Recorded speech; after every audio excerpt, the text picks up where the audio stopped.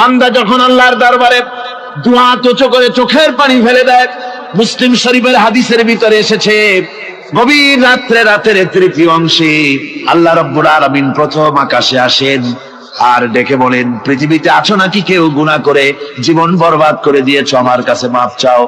ঋণগ্রস্ত আছো, অসুস্থ আছো, অপমানিত আছো, কে আছো মাজলুম, আমাকে ডাকো, আমার কাছে বলো, আমি ডাকে সাড়া দেব, জীবনের আশা পূরণ করে দেব।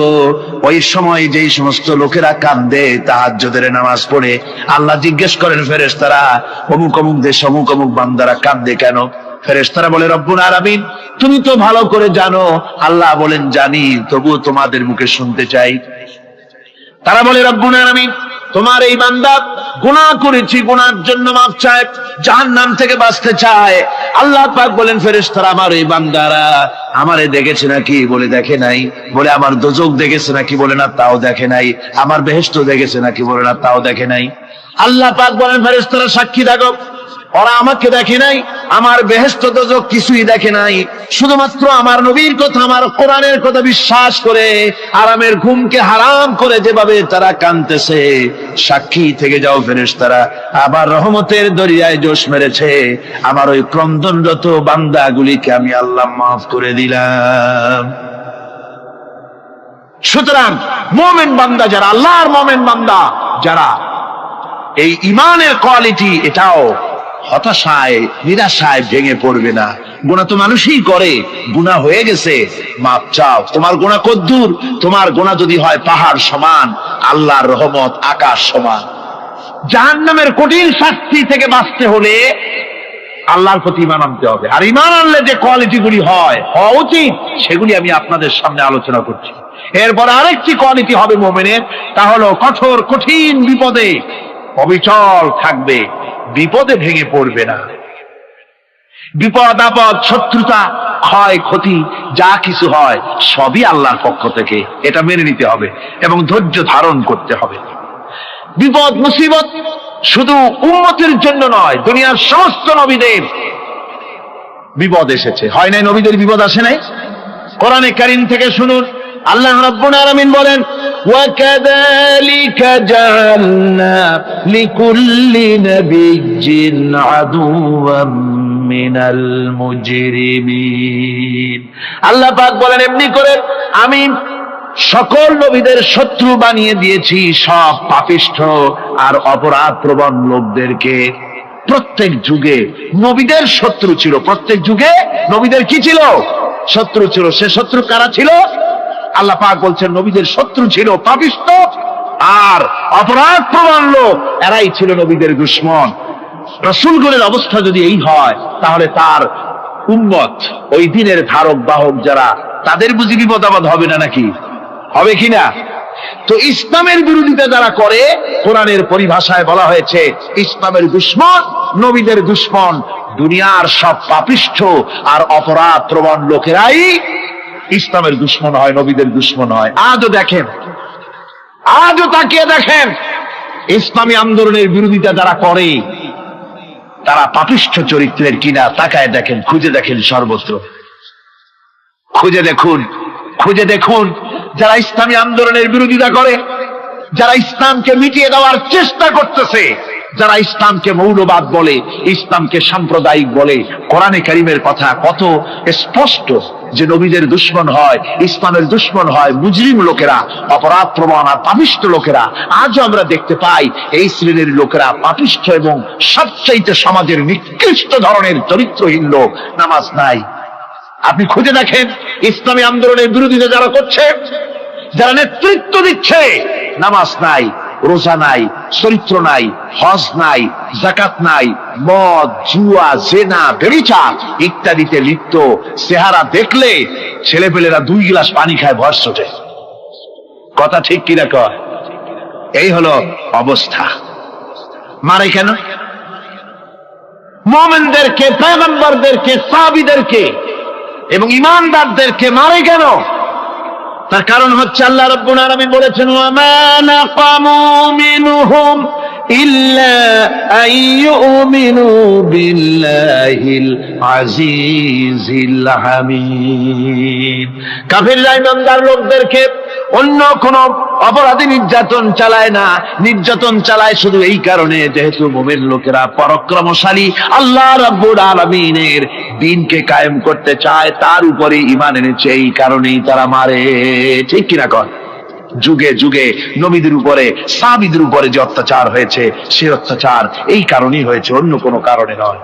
এই কঠিন বিপদে অবিচলতা এবং ধৈর্যের দৃষ্টান্ত নবীগণ পেশ করেছেন পৃথিবীর বুকে। আমরা দেখেছি ইব্রাহিম আলাইহিস সালামকে আগুনে ফালানো হয়েছে, আছে না কোরআন শরীফে? আমি কিন্তু গল্প করতেছি না, সব কোরআনের কথা। কিসের কথা? ইব্রাহিম আলাইহিস সালামকে আগুনে ফালানো হচ্ছে। অপরাধ কি? অপরাধ হচ্ছে হযরত ইব্রাহিম আলাইহিস সালাম দাওয়াত দিয়েছেন লা ইলাহা ইল্লাল্লাহ। জোরে পড়েন লা ইলাহা ইল্লাল্লাহ, লা ইলাহা লা ইলাহা ইল্লাল্লাহ মুহাম্মাদুর রাসূলুল্লাহ। হযরত ইব্রাহিম আলাইহিস সালাম দ্বীনের দাওয়াত দিয়েছেন, এক আল্লাহর দাওয়াত দিয়েছেন, ঈমানের দাওয়াত দিয়েছেন। আর কোন অপরাধ ছিল না। নমরুদ সহ্য করতে পারলো না। কোরআনে কারীমের মধ্যে সব কথাগুলি আল্লাহ পাক এই জন্য বিধৃত করেছেন, এই জন্য কোরআনে কারীমের মধ্যে সব কথা উঠায় দিয়েছেন, যাতে করে মুমিনেরা বিপদ আসলে পরে যেন ঘাবড়ে না যায়। ইব্রাহিম আলাইহিস সালামকে আগুনে ফালানো হচ্ছে। ফেরেশতা বলছে, ইব্রাহিম তোমারে আগুনে ফালায় দাও, হতেছে আমার কাছে সাহায্য চাও, আমার কাছে ক্ষমতা আছে, আগুনগুলো উঠাইয়ে নমরুদের বংশ জ্বালায় দেব। হযরত ইব্রাহিম ফেরেশতার কাছে সাহায্য চাইছিলেন নাকি? তিনি বললেন, ফেরেশতা তোমার কাছে সাহায্য কেন চাইব? আমি তো এমন কোন অন্ধ আল্লাহর ইবাদত করি না যেই অন্ধ স্রষ্টা তার গোলামের দুঃখ দুর্দশা না দেখেন। আমি তোমার কাছে সাহায্য চাইব না। হযরত ইব্রাহিম আলাইহিস সালাম পাশ করলেন। কি বলেন, পাশ করছেন না? ঈমানের পরীক্ষায় পাশ। আগুনের মধ্যে হযরত ইব্রাহিমকে যখন ফেলানো হচ্ছে, রব্বুল আলামিন আগুনের প্রতি নোটিশ করে দিলেন, ইয়া নারু কুনি বারদাও ওয়া সালামান আলা ইব্রাহিম। আগুন আমার ইব্রাহিমের জন্য শান্তিদায়ক, ঠান্ডা হয়ে যা। এখন কি আর আগুনের বাপের ক্ষমতা আছে ইব্রাহিমের পোড়ানো? আর ক্ষমতা নাই। আমার বন্ধুগণ, ইব্রাহিম আগুনের ভিতরে আরামে বসা আছেন, আর ওদিকে নমরুদ বসে বসে দেখতেছে দূর থেকে। ইব্রাহিম তো জ্বলে না, গায়ের মধ্যে আগুন জ্বলে গেল। ডাক দিয়া কয়, আগুন তোর হলো কি? কেন জ্বালাইতে পারিস না আমার দুশমন রে? হলোটা কি তোর? তোর কি জ্বালানো শক্তি বন্ধ হয়ে গেল নাকি? আগুনের ভিতর থেকে জবাব এলো, নমরুদ রে, আমার ভিতরে জ্বালানো শক্তি আছে কি নাই যদি প্রমাণ করতে চাও, টেস্ট করতে চাও, তুই নিজে আয়, তোরে শুদ্ধ তামাম দুনিয়া জ্বালাই দিতে পারি, ইব্রাহিমের এক গাছা পশমও জ্বালাই দিতে পারি না। তার কারণ হচ্ছে আমি হচ্ছি মাখলুক, আল্লাহ হচ্ছেন খালিক।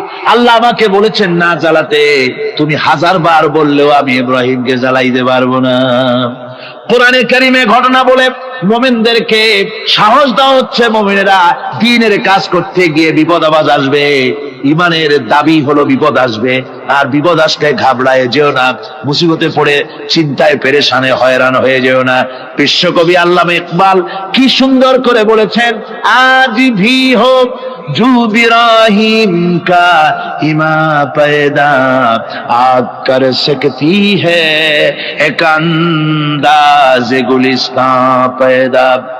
ইব্রাহিমের ঈমান যদি আজিও কোথাও হয় বিদ্যমান, করতে পারেন অগ্নিকুণ্ডে খুবসুরত এক গুলিস্তান। আজও যদি আগুনের ভিতরে কোন নমরুদ কোন ইব্রাহিমকে যদি ফেলে দেয়, আল্লাহ রাব্বুল আলামিন আজও আগুনকে ফুলের বাগান বানায়া দিবেন। সুবহানাল্লাহ। ভয় পাওয়ার কারণ নাই, চিন্তা করার কোনো কারণ নাই। আমার বন্ধুগণ, হযরতে হুদ আলাইহিস সালামকে যখন সমাজের লোকেরা, রাষ্ট্রের লোকেরা ঘিরে ফেলে দিল, সমাজ শক্তি, রাষ্ট্র শক্তি যখন তাকে ঘিরে ফেলে দিল, ষড়যন্ত্রের পাহাড় তুলে দিল, তারে মেরে ফেলে দিবে, হযরত হুদ দেশ থেকে তা পালায় গেলেন না। ভয় পেলেন না। হযরতে হুদ আলাইহিস সালাম বললেন, কোরআনে কারীমে হযরত হুদের কথা কোট করা হলো, ফাকিদুনি জামিআন সুম্মা লা তুনজিরুন। সম্মিলিতভাবে ষড়যন্ত্র করো আমার বিরুদ্ধে, সবাই মিলে ষড়যন্ত্র করো, সুম্মা লা তুনজিরুন, আর আমাকে এতটুকু অবকাশ তোমরা দিও না। ইন্নী তাওয়াক্কালতু আলাল্লাহি রাব্বি ওয়া রাব্বিকুম, আমি ভরসা করেছি সেই আল্লাহর উপরে যার কুদরতি হাতের ভেতরে, যিনি আমাদের রব তোমাদেরও রব, আর যার কুদরতি হাতের ভিতরে তামাম পৃথিবীর জানগুলি যার হাতে, সে আল্লাহর উপরে ভরসা করেছি। ষড়যন্ত্র যদ্দূর আছে করতে থাকো, আমি ষড়যন্ত্র পরোয়া করি না। সুবহানাল্লাহ। এটাই হলো মুমিনের কোয়ালিটি। শুধু ঈমান, লা ইলাহা ইল্লাল্লাহ মুহাম্মাদুর রাসূলুল্লাহ, গরুর গোশত খাই, আর রবিউল মাস আসতে পরে ইয়া নবী সালাম আলাইকা, ইয়া রাসূল সালাম আলাইকা, তারপরে গরম গরম জিলাপি আর রসগোল্লা খাইলাম খুব বেশি করিয়া, এর নাম মুমিন নয়। মুমিন হচ্ছে তার চলায় ফেরায় ওঠায় বসায় সাহসিক তার এক আন্দাজ তৈরি হবে সে। আমার ভাইয়েরা, বিপদে অবিচলতা আমাদেরকে পয়গম্বরেরা শিক্ষা দান করেছেন। আমরা দেখতে পেয়েছি বিশ্বনবী জনাবে মুহাম্মদুর রাসূলুল্লাহ সাল্লাল্লাহু আলাইহি ওয়াসাল্লাম হিজরতের রাত, কাফেররা চতুর্দিকে দাঁড়ানো, হযরত জিবরাইল এসে বলেন, ইয়া রাসূলুল্লাহ, হে কাফেররা চতুর্দিকে ঘিরে দাঁড়িয়েছে, গভীর রাত, এখন হাতে তাদের তরবারি, সকাল হলে পরেই তারা আপনাকে মেরে ফেলে দিবে, তাড়াতাড়ি ওঠেন, মদিনার দিকে চলে যান। আল্লাহ নবী ঘুমের থেকে জেগে হযরত আলীকে ডেকে বলেন, আলী, আল্লাহ অর্ডার করেছেন আমি মদিনায় চললাম, আমার বিছানার পরে আমার চাদর গায়ে দিয়ে শুয়ে থাকো। হযরত আলী বলেন, আল্লাহর হাবিব, আপনার চাদর গায়ে দিয়ে ঘুমিয়ে থাকবো, সকালবেলায় কাফির বেঈমানেরা আপনার বিছানার পরে আপনার চাদর গায়ে দেওয়া অবস্থায় আমি আলীকে তারা মুহাম্মদ মনে করবে, আর আমি আলীকে নবী মনে করে তারা তাদের তরবারি দিয়া কেটে কেটে টুকরা টুকরা করে আমারে বিদায় করে দেবে দুনিয়া থেকে।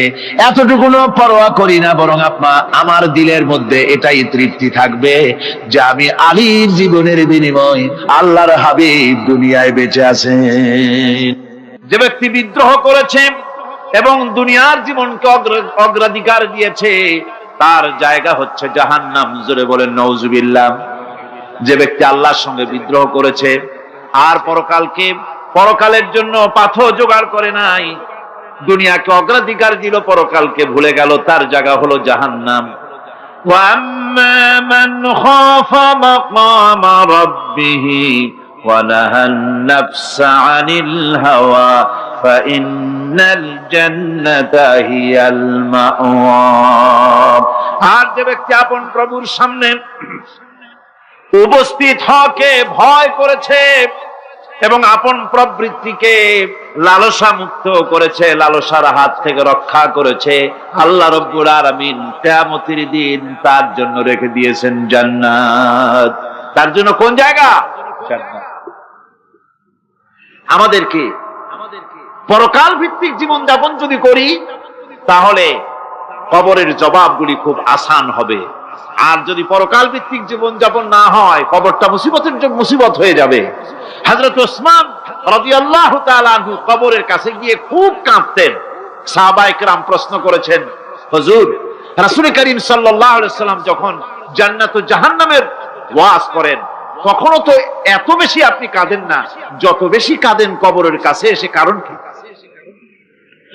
হযরত ওসমান রাদিয়াল্লাহু তাআলা আনহু বলতেন, আমার সাথীরা, আমি আমার হাবিবের কাছে, আল্লাহ রাব্বুল আলামিনের রাসূলের কাছে আমি শুনেছি এই কবরটাই হলো প্রথম স্টেশন, এই কবরটাই হলো প্রথম ইমিগ্রেশন কাউন্টার।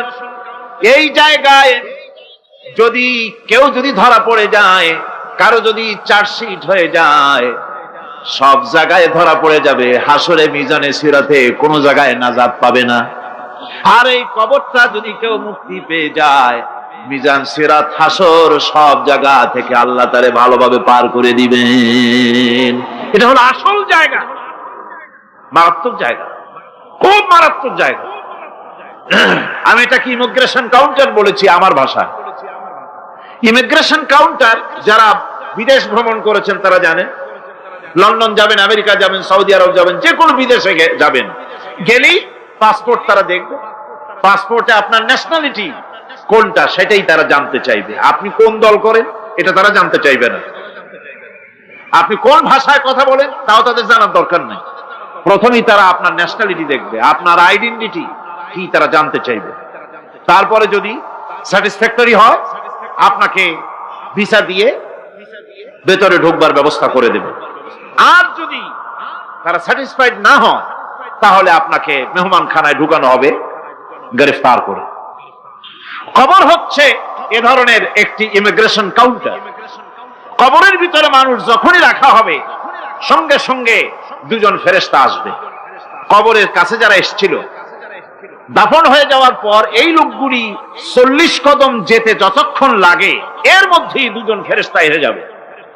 এসে জিজ্ঞেস করবে, মান রব্বুকা, তুমি কোন দল করতে? ওটা তাদের জানার দরকার নেই। চাকরি কিসে করতেন ওটা জানার দরকার নেই। ব্যবসা করতেন না চাকরি করতেন প্রয়োজন নেই।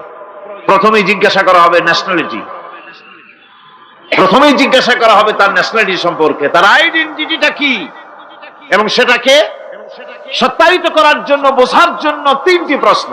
প্রথম প্রশ্ন, মান রব্বুকা ওয়া মা দীনুকা ওয়া মান নাবিয়্যুকা, তোমার রব কে, তোমার দ্বীন কি, তোমার নবী কে। যদি এই ব্যক্তি বেঈমান হয়, মুনাফিক হয়, সে বলবে হায় হাতা লা আদরি, হায় হাতা লা আদরি, জানি না আমার রবকে, আমি জানি না। তোমার দিন কি, দিন কারে কয় বুঝি না। এরপরে আল্লাহর নবী জনাবে মুহাম্মদ রাসূলুল্লাহ সাল্লাল্লাহু আলাইহি ওয়াসাল্লামকে দেখানো হবে, বলা হবে মা কুনতা তাকুলু ফি হাদার রাজুল, এই ব্যক্তি সম্পর্কে তোমার ধারণা কি নিকে? বলবে আমি চিনি না। নাউযুবিল্লাহ। বাস, এরপরে তার যা হবার তাই শুরু হয়ে যাবে। আর যদি বান্দাটা মুমিন হয়, প্রশ্ন করা হবে মান রব্বুকা, জবাব দেবে রব্বি আল্লাহ, আমার রব আল্লাহ রাব্বুল আলামিন। ওয়া মা দীনুকা, দীনুনা ইসলাম, আমার দিন হচ্ছে ইসলাম। এরপরে আল্লাহর নবীকে দেখানো হবে। কয়েক রকমের বর্ণনা আছে। কোন বর্ণনায় আছে হুজুরের আকারে দেখানো হবে, অথবা রাসূলকে সরাসরি দেখানো হবে। বলা হবে মা কুনতা তাকুলু ফি হাদার রাজুল, এই লোকটি সম্পর্কে ধারণা কি? মুমিন ব্যক্তি বলবে হাযা নবিয়ুনা মুহাম্মাদুর রাসূলুল্লাহ সাল্লাল্লাহু আলাইহি ওয়াসাল্লাম, ইনি আমার তো সেই নবী মুহাম্মাদুর রাসূলুল্লাহ সাল্লাল্লাহু আলাইহি ওয়াসাল্লাম। আমরা যেন এই রকমের জবাব দিতে পারি, আল্লাহ কবুল করো। সকলে জোরে বলেন আমিন। জবাব হয়ে যাওয়ার পর গায়ব থেকে আওয়াজ আসবে, ফাফরিশু বিল জান্নাতি ওয়ালবিসু বিল জান্নাহ, ও আমার ফেরেশতারা আমার এই বান্দাকে জান্নাতের পোশাক পরায়া দাও আর কবরটাকে জান্নাতের বিছানা বিছায়া দাও। জান্নাতের পোশাক পরায় দাও, জান্নাতের বিছানা বিছায়া দাও। ইলা মাদ্দা বাসারিহি, তার চোখের দৃষ্টি যত দূর যায় কবরটা ততটা প্রশস্ত করে দাও। এরপর বেহেশতের পোশাক পরাইয়া, বেহেশতের বিছানা বিছায়া ফেরেশতা বলবে নূম কানাউমুল উরুস, ঘুমিয়ে যাও। দুলামিয়া যেমন বাসর সজ্জায় নতুন বউ নিয়ে আরামে ঘুমায়, এরকম আরামে ঘুমায় যাও। ইলা ইয়াউমিল কিয়ামা, কিয়ামত পর্যন্ত ঘুমায় থাকো, আরামে ঘুমিয়ে থাকবে। এরপরে সিংহায় ফুৎকার হবে, সিংহার ফুৎকারের আওয়াজে তার ঘুম ভেঙে যাবে। বলবে ইয়া ওয়াইলানা মান বা'থানা মিন মারকাদিনা, হায় আফসোস, আমার এত আরামের ঘুম থেকে কে আমাকে জাগ্রত করলো, আমার ঘুমটারে নষ্ট করলো কে? আওয়াজ আসবে হাযা মা ওয়াদার রহমান ওয়া সাদাকাল মুরসালুন, এটা হচ্ছে রহমানের সেই ওয়াদা, আর মুরসালিনরা নবীরা সত্য কথাই বলেছিলেন, সেই কিয়ামত অনুষ্ঠিত হচ্ছে। আমার বন্ধুগণ, সেজন্য এই দুনিয়ার মোহে পড়ে থাকলে পরে দুনিয়ায় যারা অগ্রাধিকার দিবে দুনিয়াকে পরকালের তুলনায়, জবাব দিতে পারবে না কবরের ভিতরে গিয়া। আর যারা পরকালকে অগ্রাধিকার দিবে, দুনিয়ার চাইতে পরকালকে বেশি অগ্রাধিকার দেবে, আর আল্লাহর ভয় কলিজার ভিতরে রাখবে, কবরের জবাব সঠিকভাবে দিতে পারবে, কিয়ামতের দিন আল্লাহ রাব্বুল আলামিন তাদের জন্য জান্নাত দান করবেন। জোরে বলেন আমিন। দুনিয়াটা হচ্ছে দুনিয়া যেখানে আমরা আছি। আমি আগেই বলেছি দুনিয়া হচ্ছে আদনা শব্দ থেকে এর উৎপত্তি হয়েছে। তুচ্ছ, নিকৃষ্ট, এটার দাম নাই, এটার মূল্য নাই।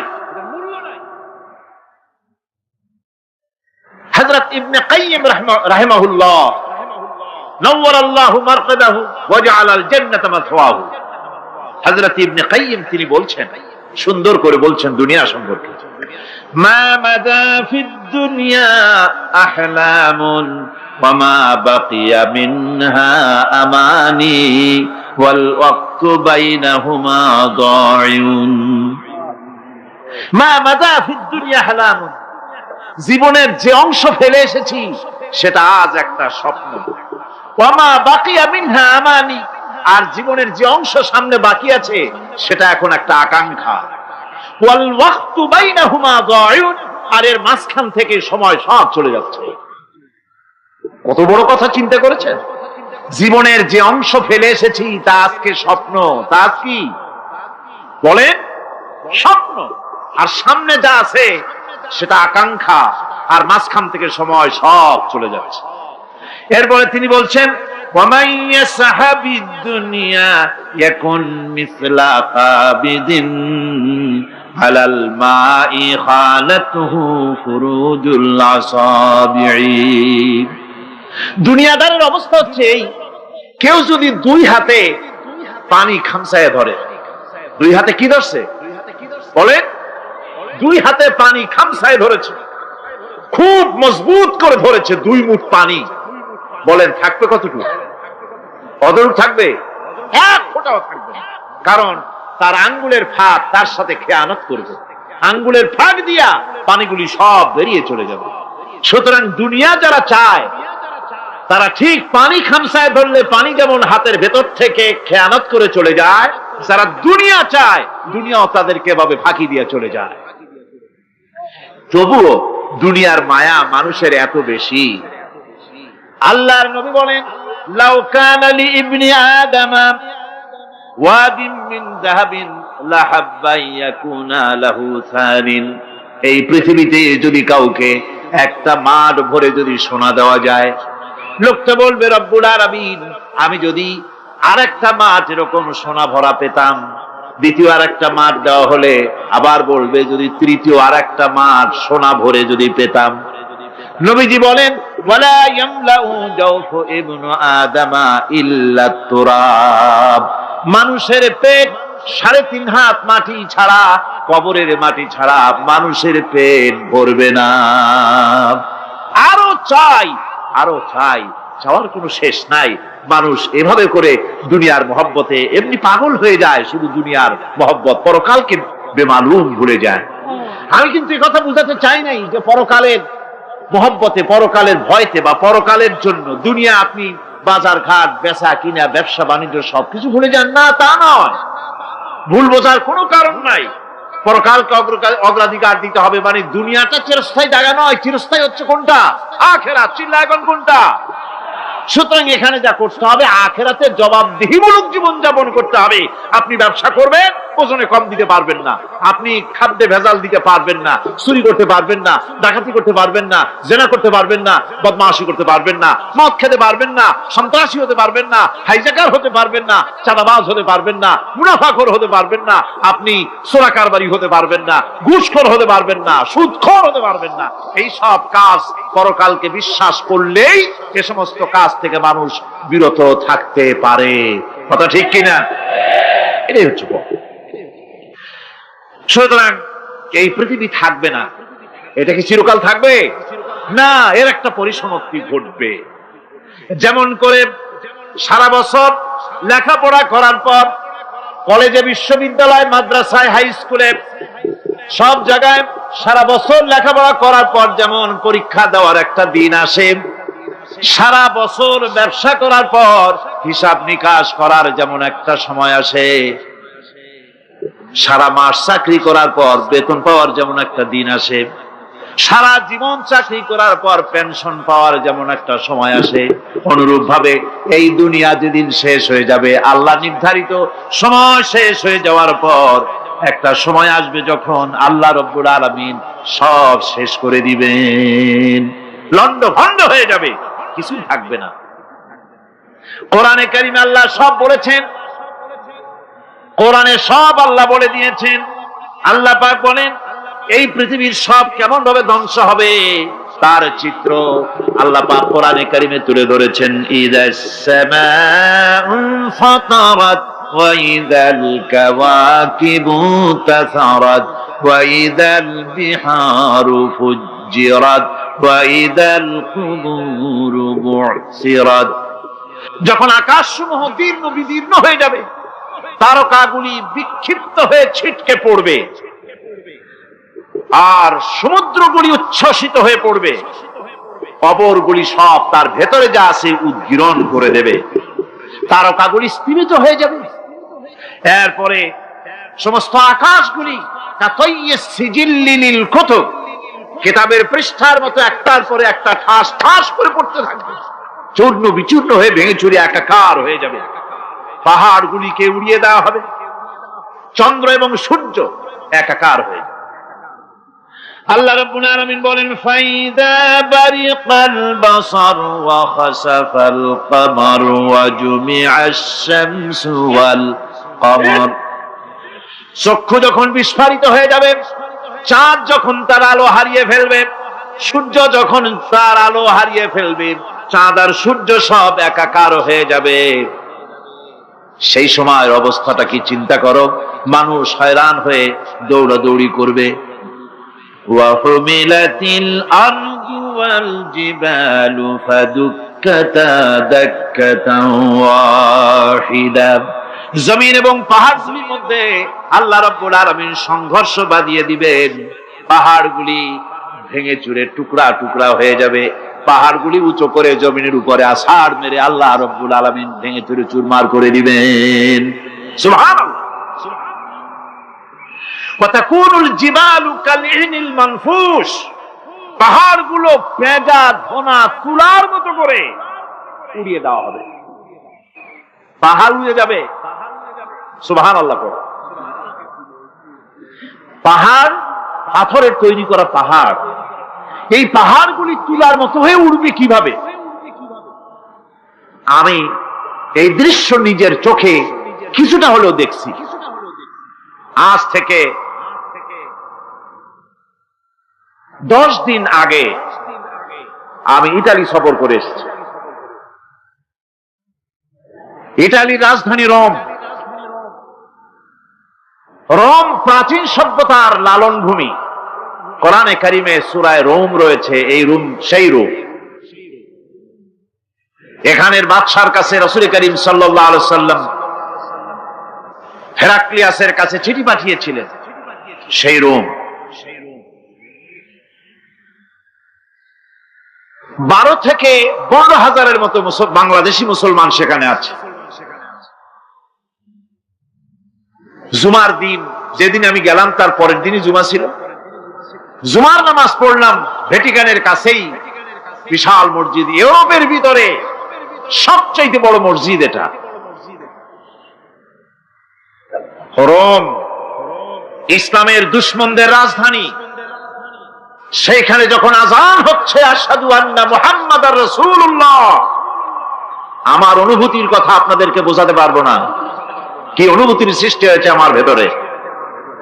ভ্যাটিকানের পোপ এক পাশে, কিছু দূরেই ভ্যাটিকান, ওটা হচ্ছে গোটা পৃথিবীর সমস্ত খ্রিস্টানদের কাবা, ভ্যাটিকান। তার পাশেই বিশাল মসজিদ, সেখানে নামাজ পড়লাম। চিন্তার ভেতরে আসলো আল্লাহ রাব্বুল আলামিন তার হাবিবের নাম, তার তাওহীদ, তার রিসালাতকে কিভাবে বিশ্বময় ছড়িয়ে দিলেন। আবু জাহেল চাইছিল মুহাম্মদ সাল্লাল্লাহু আলাইহি ওয়াসাল্লামকে স্তব্ধ করে দেবে মক্কার জীবনেই। কত বদনাম, সাহের, কাহেন, কাযযাব, শায়ের, নাউযুবিল্লাহি মিন যালিক, কত গালাগালি করলো। আর আল্লাহ শোনালেন, হাবিব চিন্তার কোনো কারণ নাই, ওয়ারাফা'না লাকা যিকরাক, আমি আপনার প্রশংসা বিশ্বময় ছড়িয়ে দেব। সুবহানাল্লাহি ওয়া বিহামদিহি। রোম প্রোগ্রাম শেষ করে আমাকে তারা নিয়ে গেল, যেটা আমি বলছি সফর কাহিনী শোনাবার সময়টা না, যেহেতু এর সঙ্গে প্রাসঙ্গিক সেজন্য বলছি। পাহাড় কেমনে তুলার মতো হয়ে উঠবে তার নজির দেখেছি। রোম শহর থেকে 300 মাইল দূরে, 300 কিলোমিটার দূরে নেপোলিয়ান বোনাপার্ট তার বাড়ি, এবং ওটা তার নামে একটা প্রভিন্স। ভূমধ্য সাগরের পারে ভিসুভিয়াস, পৃথিবীর সবচাইতে বড় আগ্নেয়গিরি। সেটা দেখাতে নিয়ে যাওয়া হলো আমাকে, যে পাহাড়টা পৃথিবীর মাটি থেকে তার চূড়া হচ্ছে 3 মাইল উঁচু। এর 2 মাইল গাড়িতে করে ঘুরে ঘুরে যাওয়া যায়, এরপর আর গাড়িতে যাওয়া যায় না, বাকিটুকুন যেতে হবে হেঁটে হেঁটে। পাহাড়ের উপরে অক্সিজেন কম, বেশ কষ্ট হচ্ছিল উঠতে। জীবনে প্রথম পাহাড়ে চড়েছি জাবালে নূর, রাসূল করিম সাল্লাল্লাহু আলাইহি সাল্লামের উপরে যেখানে ওহী হয়েছিল সর্বপ্রথম। পাহাড় চড়ার একটা অভিজ্ঞতা ওখান থেকে আমার কিছুটা হয়েছিল। খুব কষ্ট হলো বাকি 1 মাইল উঠতে। যখন ভিসুভিয়াসের একদম শীর্ষে চলে গেছি, সেখানে গিয়ে আমার সাথে 15-20 জন লোক ছিল। আমি নিজে আল্লাহু আকবার বলে আমার গলা থেকে আওয়াজ বেরিয়ে গেল। আমি দেখতে পেলাম ভিসুভিয়াসের শীর্ষে বিশাল গর্ত। আমার মনে হয় গর্তটা এই মাঠের 1/4 হবে। এই মাঠের 1/4 হবে গর্তটা। সেই গর্তটার গভীরতা হচ্ছে 1.5 কিলোমিটার। এইখান থেকে পাথরগুলি উত্থিত হয়েছে, আগ্নেয়গিরি পাথর আগুনে গলে লাভা হয়ে এগুলি পাহাড় বেয়ে উপচে পড়েছে, চতুর্দিকে 12 মাইল ছড়িয়ে গিয়েছে। আমার মনে পড়লো ওয়াকুদুহান নাস ওয়াল হিজারা, জাহান্নামের আগুনের ইন্ধন হবে মানুষ আর পাথর। আমি সেখানে সেজদায় পড়ে গিয়া কান্নাম আর বললাম, আল্লাহ জাহান্নামের আগুন হারাম করে দিও আমাদের জন্য। পাথর কিভাবে গললো, গলে পাথরগুলি গলে পুড়ে চতুর্দিকে পড়েছে, আর ছিটকেছে, চতুর্দিকে ছিটকে পড়েছে। সেই পাথরগুলি ছিটকে ছিটকে যেগুলি পুড়ে পড়েছে, সেগুলিকে দূরে সাদা রঙের বলে মনে হয়, কোনোটা সাদা কোনোটা কালো, মনে হয় যেন তুলার মতো হয়ে পড়ে আছে চতুর্দিকে। 1944 সনে তৃতীয়বারের মতো ভিসুভিয়াস অগ্নিগিরি যে অগ্নি উৎপাত করে, তাতে আশেপাশের 12 মাইল এলাকা এফেক্টেড হয়ে যায়। পাথরগুলি গলে এভাবে বিধ্বস্ত করে দিয়েছে। এখান থেকে এখানে জোহরের নামাজ, আসরের নামাজ আমরা পড়লাম, আল্লাহর কাছে খুব দোয়া করলাম।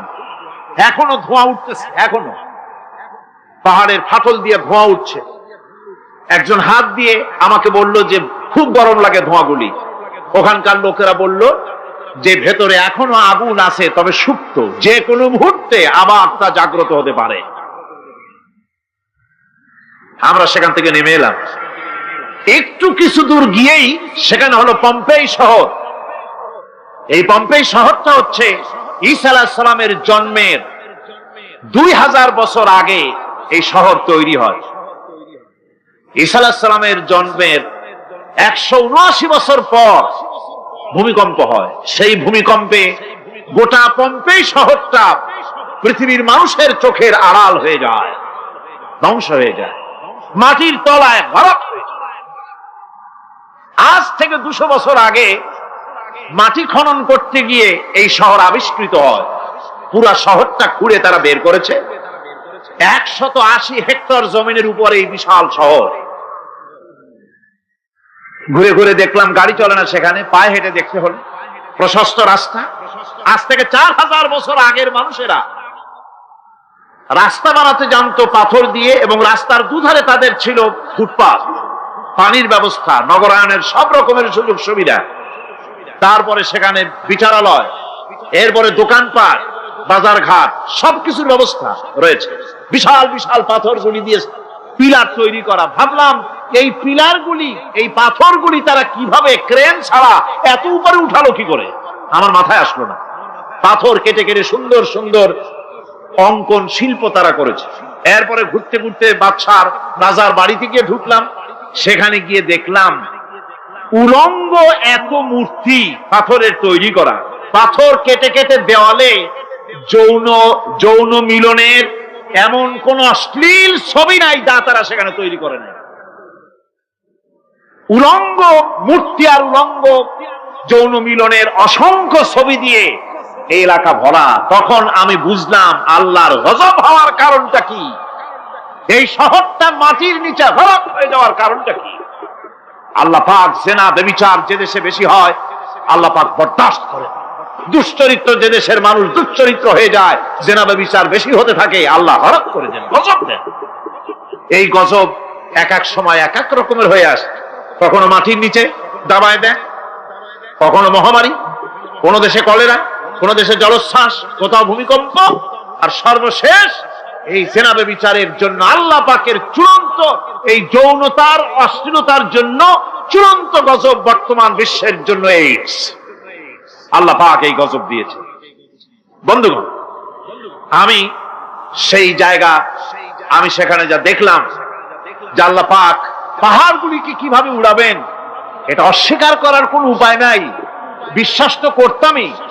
তবে হযরত ইব্রাহিম আলাইহিস সালাম যেমন বলেছিলেন, রব্বি আরিনি কাইফা তুহিল মাউতা, আয় আল্লাহ তুমি মরাকে চিন্তা করবা কেমনে।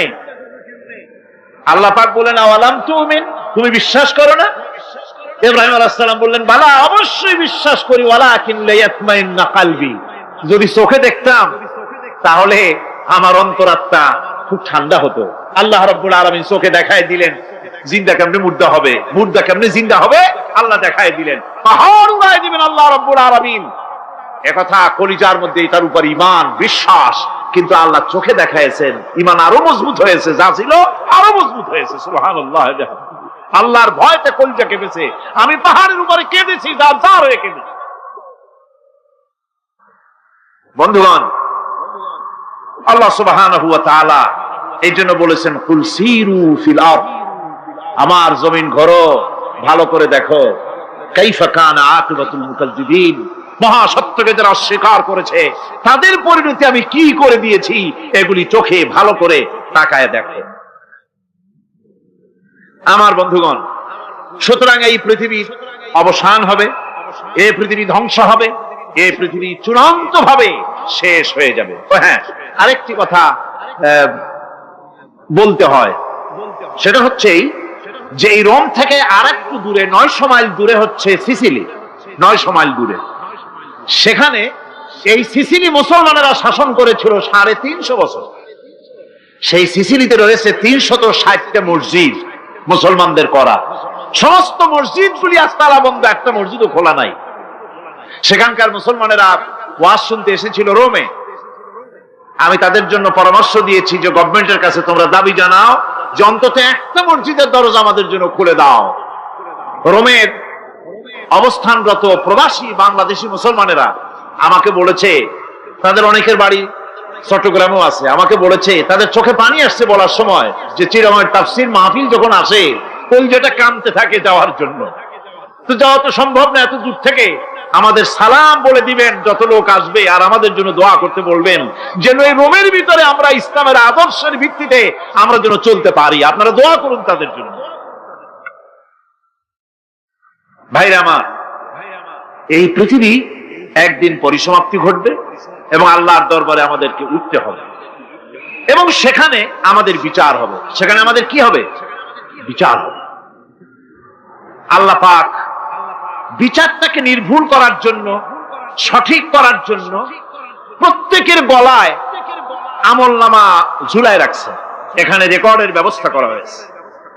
আল্লাহ পাক বলছেন ওয়া কুল্লা ইনসানিন আলজামনাহু তাইরাহু ফি উনুকিহি ওয়া নুখরিজু লাহু ইয়াওমাল কিয়ামাতি কিতাবান ইয়ালকাহু মানশুরা আল্লাহ পাক বলেন প্রত্যেকের ভালো মন্দ কর্মফল কর্মলিপি আমি তার গলায় ঝুলায় রেখেছি।